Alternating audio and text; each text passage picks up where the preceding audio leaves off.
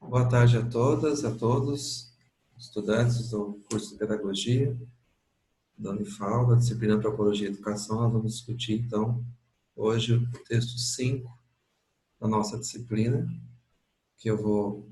o texto do antropólogo norte-americano Clifford Geertz. Vou mostrar aqui para vocês aqui sobre uns slides que eu preparei que vão acompanhar a nossa aula.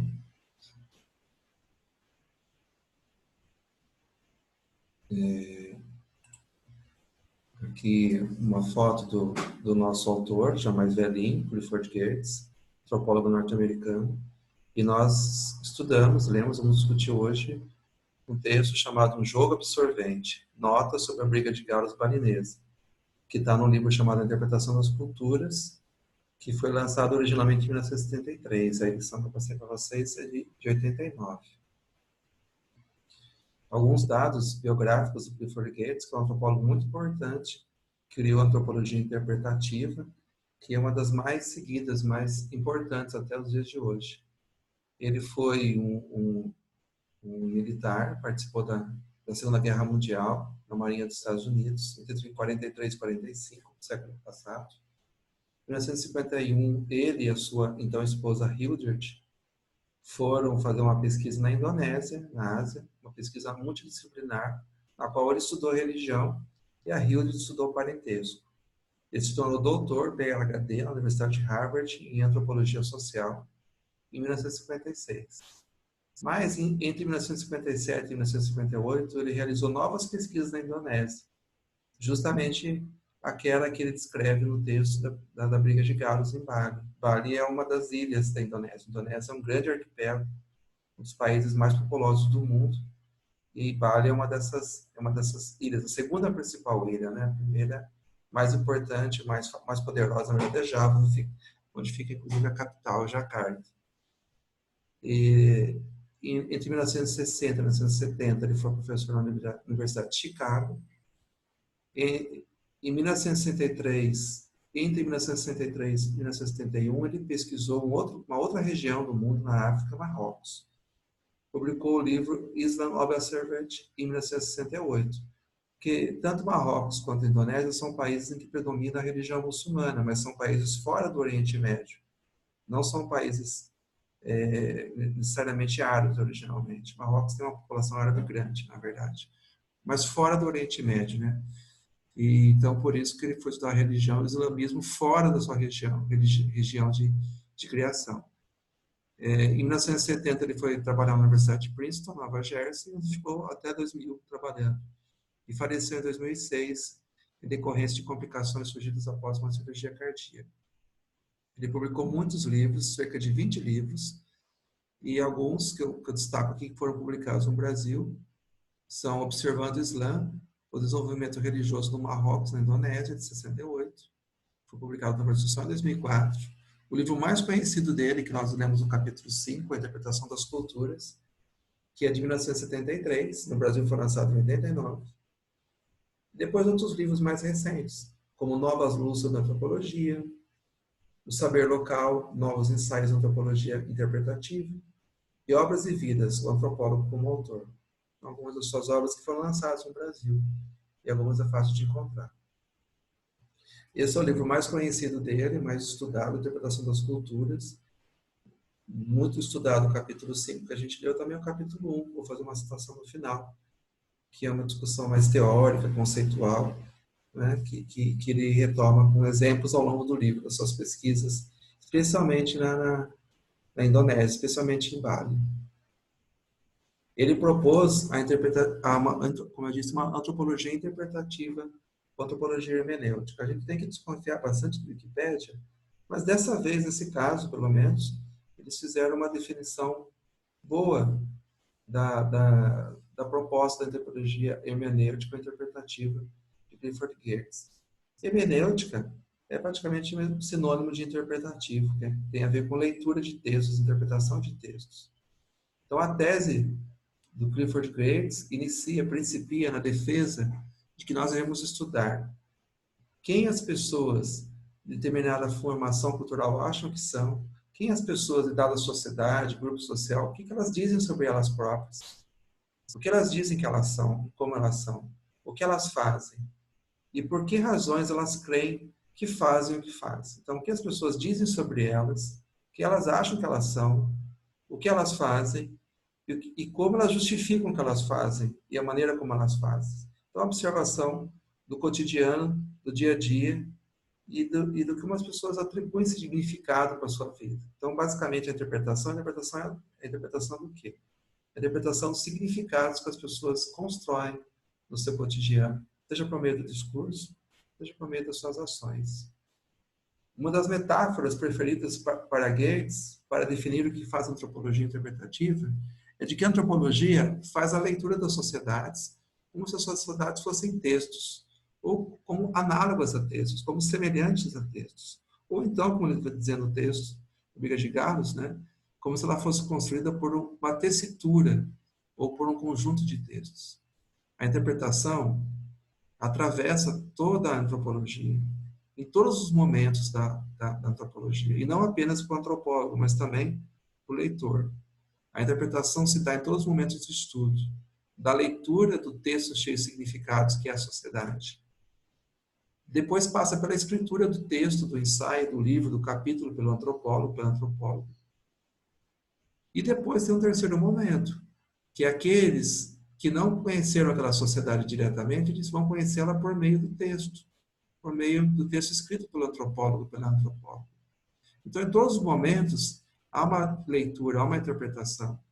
O antropólogo, a antropóloga lê a sociedade e interpreta essa leitura num novo texto, que é um ensaio antropológico, uma etnografia, e há uma terceira interpretação, que é da leitora, do leitor da gente, né? Todos os elementos da cultura analisada devem ser entendidos, portanto, à luz dessa textualidade imanente à realidade cultural. A textualidade atravessa não apenas quem é estudado, mas quem estuda e quem lê o estudo. No final do nosso texto, do capítulo 5, o jogo absorvente sobre Briga de Galos, eu vou retomar essa citação depois, ele afirma algo semelhante. A cultura de um povo é um conjunto de textos, eles mesmos conjuntos, que o antropólogo tenta ler por sobre os ombros daqueles a quem eles pertencem. Então, uma cultura é formada por textos, briga de galos, rituais, vida cotidiana, sistema de parentesco, sistema de casamento, economia, linguagem, tudo é texto. O antropólogo tenta ler esses textos e interpretá-los com base no que aquelas pessoas que vivem aqueles textos dizem que eles significam. O antropólogo é uma espécie de um tradutor, de um intérprete, que vai conhecer uma cultura, tenta entender e depois volta para tentar contar para a gente como essa cultura é. Ele é alguém que tenta fazer com que culturas se compreendam, se entendam. Existem enormes dificuldades em tal empreendimento, abismos metodológicos que abalariam um freudiano, além de algumas perplexidades morais.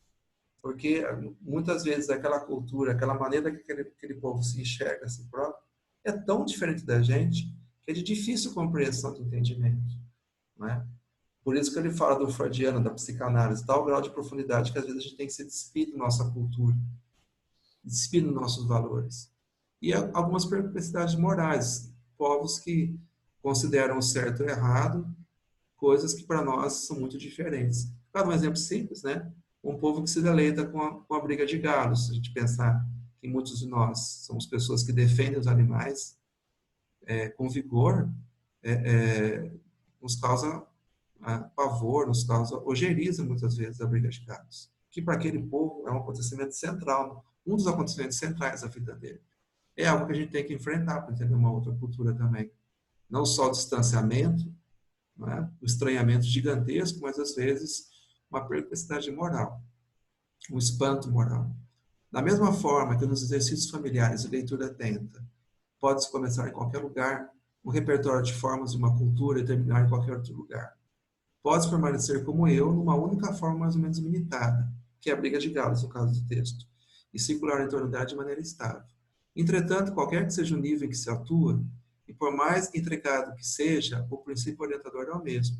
As sociedades, como as vidas, contêm suas próprias interpretações. É preciso apenas descobrir acesso a elas. O que ele está dizendo é que não é necessário o antropólogo, uma antropóloga, interpretar a cultura de um povo. O povo tem a sua própria interpretação sobre o significado de sua cultura, de sua vida, de seu valor. O que o antropólogo vai tentar fazer é entender como esse povo, essas pessoas, entendem-se a si mesmas, como elas explicam a si próprias o mundo delas. O antropólogo não vai dar uma explicação que vá para além disso, vamos dizer assim. Algo que as pessoas não enxergam, não percebem. Ele simplesmente vai tentar interpretar e traduzir para nós como essas pessoas entendem a si próprio o mundo delas. Que é um exercício que pode ser muito difícil, principalmente quando as pessoas não estão com muita boa vontade em relação ao antropólogo e antropólogo, como acontece no começo do texto, como ele explica para a gente. Aqui é o mapa, na verdade, da Ásia, e que está destacado no círculo aqui é a Indonésia. Tem um pedacinho aqui da Melanésia, aqui Singapura. Essa parte aqui é a Indonésia, é um arquipélago com mais de 200 milhões de habitantes, um dos países mais populosos do mundo.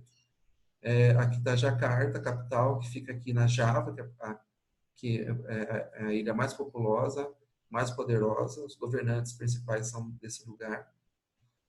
E aqui está Bali, onde ele foi pesquisar. E é uma grande rivalidade entre Java e Bali, apesar de ser um país formado por diferentes etnias, em que houve ainda muitos conflitos.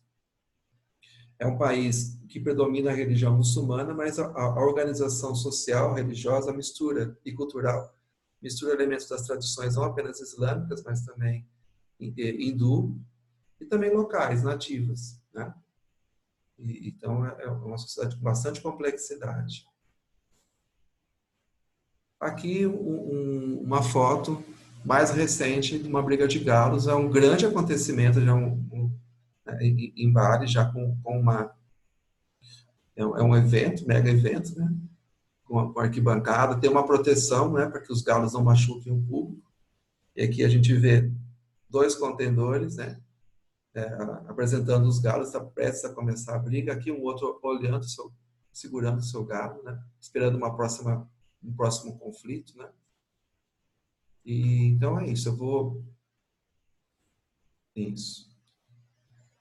E agora eu vou então passar para a segunda parte do texto, na segunda parte dessa aula, no vídeo seguinte, tá bom?